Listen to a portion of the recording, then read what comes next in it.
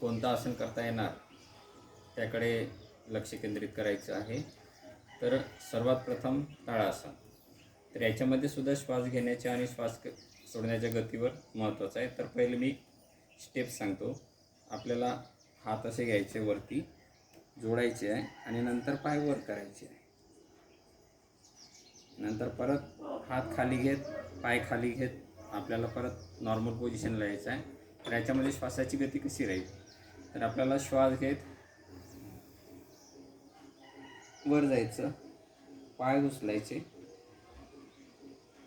टाकेकडून पाय उचलायचे। आपल्याला लक्ष करा, वरती हात जोडायचे आहे, श्वास भरलेला आहे, तो फुफ्फुसामध्ये आहे, ऑक्सिजन मिक्स होतोय आणि नंतर श्वास सोडत सोडत हात खाली घ्यायचे, परत पाय टेकवायचे, परत श्वास घेत हात वरती घ्यायचे, पाय उचलायचे। जेवढा आपल्याकडून थांबणं होते अंतकुंभकमध्ये, म्हणजे आत श्वास थांबवणे याला अंतकुंभक म्हणतात आणि बाहेर श्वास थांबवणे याला बाह्य कुंभक म्हणतात। परत श्वास घे, खाली यायचा। यामुळे काय होतंय की आपण ज्या पद्धतीनं असं करतो त्यावेळेस इकडची साईडची जी लंग्सची कॅपॅसिटी आहे ती ताणली जाते आणि ऑक्सिजन सर्वात जास्त फुफ्फुसामध्ये जायला मदत होते। ठीक आहे, हे झालं ताड़ासन। नंतर मग अर्धकटी चक्रासन।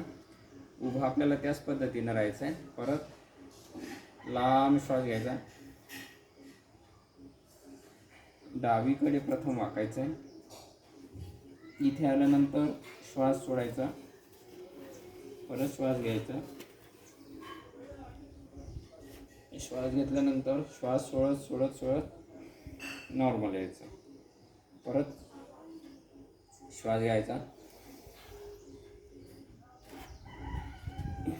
श्वास सोडायचा, इथे परत श्वास घ्यायचा, परत श्वास सोडत सोडत सोडत नॉर्मलला यायचं। असे हे पण 7 स्टेप करायचे आहे।